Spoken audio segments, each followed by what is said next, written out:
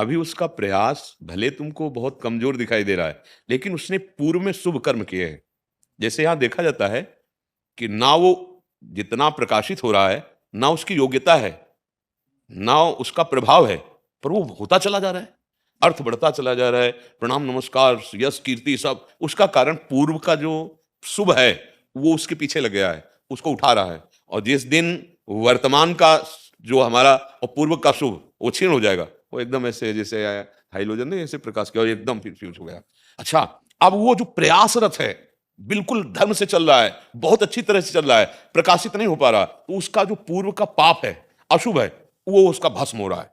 वो बाधा पहुंचा रहा है और बाधा पहुंचाते पहुंचाते नष्ट हो रहा है। और जे ही वो प्रकाशित होगा तब उसका ये मतलब आंतरिक रहस्य है कि शुभ और अशुभ कर्म देखा जाता है कि ना उतना पढ़े लिखे हैं और ना कोई प्रयास करता है, और बड़ा वैभव बड़ा सब मतलब बड़ा तो फिर उसका पुण्य तप पूर्व का वो काम कर रहा है, वर्तमान का नहीं है। आप वर्तमान में जो कर रहे हैं वो सत है, परम कर्तव्य कर रहे हैं, पर आपका प्रकाश नहीं हो रहा क्योंकि आपका पूर्व का अशुभ उसमें बाधा दे रहा है। कई बार हमने बताया है कि विद्यारण्य नाम के एक बहुत बड़े सन्यासी हुए हैं।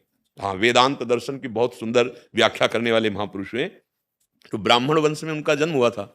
माता पिता अर्थ की अव्यवस्था थी, उनकी सेवा के लिए अर्थ चाहिए था, तो उन्होंने वेद माता गायत्री का अनुष्ठान किया।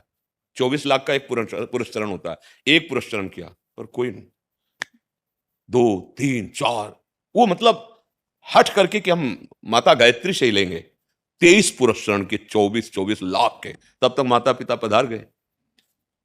बड़ी एक अंदर से असंतुष्टता हुई कि शत मंत्र गायत्री, इतना पुरस्चरण, ना कोई संकेत हुआ और ना कोई, हमें निराश हो गए और सन्यास ले लिया। जो आदि गुरु भगवान शंकराचार्य जी के द्वारा स्थापित मार्ग, जो ही सन्यास लिया तो वेद माता गायत्री साक्षात प्रकट हो गई और उनका वरम ब्रूही। आप सन्यासी हो गए तो क्या वरम ब्रूही? बचपन से लगे थे अभी तक कि कुछ धन मिल जाता। बोले अगर अभी कहें तो देवराज इंद्र का पद, जो वैभव कहें, तो उनका आप प्रकट क्यों नहीं हुए? इतना पुरस्चरण। बोले तुम्हारे अनंत जन्मों में ऐसे 24 महा अपराध थे, उनको 23 पुरस्चरण से कट गए और एक सन्यास से कट गया। अब आप जो चाहो तो मांग लो। अब आप विचार करो, हम लोग माला दो माला से प्रारब्ध काट हाँ, असंतुष्ट हो जाते। अच्छा, आप विचार करके देखो, रामकृष्ण परमहंस जी, भगवत स्वरूप, गले में कैंसर, आप विचार करके देखो। भाई जी हनुमान प्रसाद पोद्दार जी, आप कितने बड़े महापुरुष, हाथों में कैंसर, कैसे कैसे रोग, जन्म जन्मांतरों का जो हिसाब किताब है भाई। हाँ, वो चल, ये दुख सुख आते रहते, इसमें घबराहट नहीं होनी चाहिए। अपने कर्तव्य में, यही भगवान कर्मण्येवाधिकारस्ते मां फलेषु। हम लोग क्या होते हैं, इतने फल में आसक्त होते हैं ना कि अगर अनुकूलता मिल गई तो हर्षित हो गए, इतने हर्षित हो गए, अभिमान में फूले, और प्रतिकूलता हो गई तो इतने निराश हो गए कि अब जीना मुश्किल हो गया। इसीलिए हम कहते हैं कि सत्संग सुनो, थोड़ा अध्यात्म ज्ञान तो प्राप्त हो, जिससे जीने की कला आ जाए, बचने की कला आ जाए, दुख सुख से बचने की कला आ जाए। किसका प्रश्न था जी? क्या क्या भाव है? महाराज जी, इनका था कि क्या हमारे ऊपर कृपा नहीं है भगवान की? बस यही, कृपा नहीं, सही बात पूछो तो हमने मूढ़ता का आश्रय ले रखा है, कृपा तो भरपूर है। ये जो हमें मनुष्य शरीर मिला, केवल कृपा से हम सबको मिला है। हाँ, कबहू का करि करुणा नर देहि और देत ईश बिनु हेतु सनेहि। बस हम अपनी मूढ़ता का त्याग करें। मूढ़ता के त्याग के जो स्वरूप है वो विवेक है, और वो सत्संग से मिलता है। और भगवान की कृपा आपके ऊपर देखो है, सत्संग मिल गया। अगर भगवान की कृपा नहीं होती तो आप यहाँ आ जाते। हाँ, जब द्रम ही दीन दयालु राघव तो साधु संगति पाइए। हाँ, हरि कृपा के बिना मिले नहीं संता।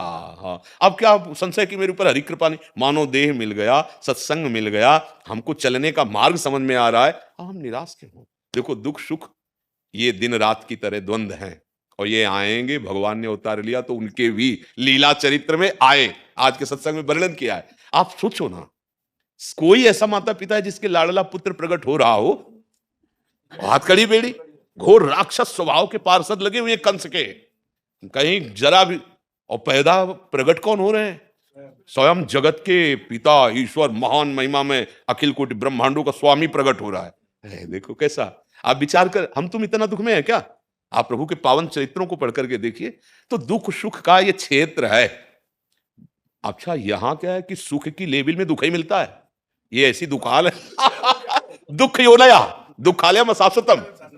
यहां जो माया बेच रही है सुख, वो ऐसा समझो कि लेवल सुख की लगी है, वो माल पूरा दुख का भरा है। दुख योनया, भगवान कह रहे हैं दुखालयम शाश्वतम। आज तक कोई यहाँ का वैभव प्राप्त करके सुखी हुआ हो तो बताना।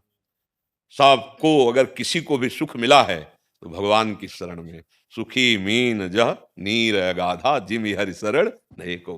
भगवान की शरण होकर जिसने नाम जब भगवान का किया और विवेक से, दुख आया तो भूला नहीं, सुख आया तो फूला नहीं, वो निकल गया, वो माया बंधन से निकला। तो मुझे लगता है कि थोड़ा सा सत्संग के द्वारा बुद्धि जागृत की जाए। हम हार गए तो निराश ऐसे हो गए कि अब जीना मुश्किल है। हार गए तो क्या हुआ, हमारा कर्तव्य, हमने अभ्यास किया, प्रयास किया, हम 1000 बार प्रयास करेंगे और विजय प्राप्त करेंगे। हर भगवान के हम अंश हैं। हार जाना कोई बड़ी बात थोड़ी। रात नहीं आएगी, रोक ले कोई तपस्वी, कोई भजनानंदी एक से एक हुए कि भैया अब दिन ही रहेगा, रात नहीं, कोई रोक के दिखावे, क्योंकि बना है। ऐसे ही भारी तपस्या है, लेकिन शरीर में अगर दंड आना है तो बोले यहां से गलता लग गया, कीड़े पड़ गए, ये कष्ट, ये द्वंद्व हैं, ये प्रकृति के रचे शरीर में आएंगे। भजन का फल है, इनसे अपने आप को बचा लेना। दुख सुख में सम रहकर भगवान के चिंतन के बल से सहते हुए निकल जाना। ऐसा नहीं है कि भजन का फल है कि रोक दिया। किसी भी का जहां यहां जन्म हुआ है वो फिर ये द्वंद्व चलते दिखाई देते हैं बाहर, वो अपने अंदर से अपने आप को बचा लेता है, अपने स्वरूप में स्थित होकर। बाहर ऐसा नहीं है। हाँ, वो तुम्हारे रोग जरूर ठीक कर सकता है अगर वो संकल्प करे, अपने शरीर के दंड को भोगता है। बड़े बड़े संतों में महिमा देखी गई कि वो, हाँ, आगंतुक जो आया है उसकी दुख निवृत्ति के लिए देखा कि अब दया आ गई तो फिर वो भले अपने शरीर में ले ले, पर उसको, ये संतों का स्वभाव देखा, पर भोग को भोगना पड़ा। चाहे ऐसे लेके भोगे या अपने तप के द्वारा उसे भस्म करें, पर अपने शरीर का नहीं। हमने बड़े बड़े महापुरुषों को देखा है, वो अपने शरीर के कष्टों को सहते हैं। तो मुझे लगता है कि हमको उन्हीं की तरफ चलना चाहिए। महाजनों गतेन स पंथ। हाँ, महापुरुष जिस मार्ग में गए तो वो सहकर भगवान को प्राप्त हुए। अगर हम भजन का फल इसमें लगा दें, दुख सुख में, तो ये तो देखो शरीर नाशवान है और ये सब परिवर्तनशील है, ये टिकेगा नहीं। हम लोग वर्तमान में शरीर ही बने हुए हैं, इसी में जी रहे हैं, इसी के सुख दुख में फूल और दुखी हो रहे हैं। आप देख लो ना, कोई बहुत ही अध्यात्म मार्ग का चलने वाला सुख दुखों से अपने आप को बचा पाता है। अध्यात्म सुख दुख को सहने के लिए है। सुख दुख जो हमको विक्षिप्त करती है, उससे बचने की कला आत्मज्ञान, हाँ, विवेक। बड़े बड़े महापुरुषों ने हर कष्ट सहे हैं तो मिटा नहीं सकते थे क्या? जैसे देखो ना, मतलब अब जैसे हम कई बार प्रार्थना की कि आप लोग इस भ्रम में न रहो कि आप करो गंदे आचरण और कोई आपके जंतुर बांध देगा, कोई आपको कुछ दे ले देगा तो आप दुख से दूर हो जाओगे। नहीं हो पाओगे भाई।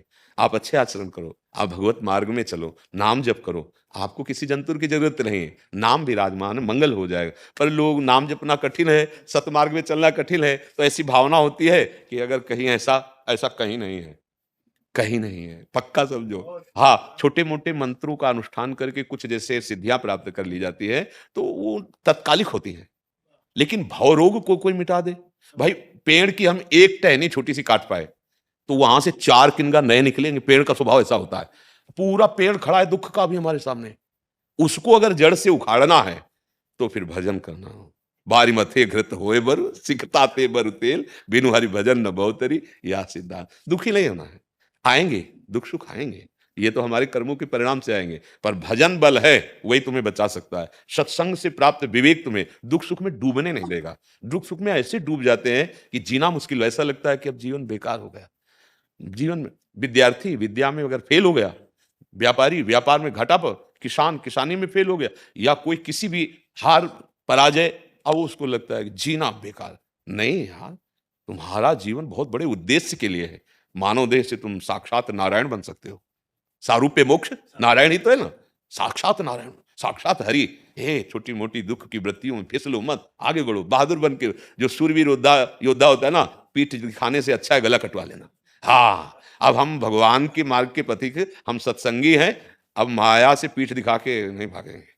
सन्मुख भगवान के हैं, अब देखते हैं कौन परास्त करता है। नाम जब चल रहा है और सत्संग, ये 2 जीवन में जिसके हैं, साधन को हरिभजन है, कहे सत्संग सहाय, उसे कोई परास्त नहीं कर सकता। अब हम लोग इतने कमजोर हो चुके हैं, इतने कमजोर कि मतलब कैसे समझावें। छोटी सी संपत्ति के लिए भाई भाई की हत्या कर रहा है, छोटे से लाभ के लिए पूज्य संबंधों का तिरस्कार किया जा रहा है। ये क्या है? ये बिना अध्यात्म की दुर्दशा है। शास्त्र ज्ञान नहीं, सत्संग नहीं, तो पूज्य जनों का अपमान, छोटी छोटी बातों के लिए जिनके हमें चरण धो के पीने चाहिए, उनको हम कड़वे वचन या उन पर हम प्रहार करते हैं, अपना जीवन सर्वनाश कर लेते हैं, अपना भविष्य नष्ट कर लेते हैं। इसलिए सत्संग और नाम जप बहुत आवश्यक है।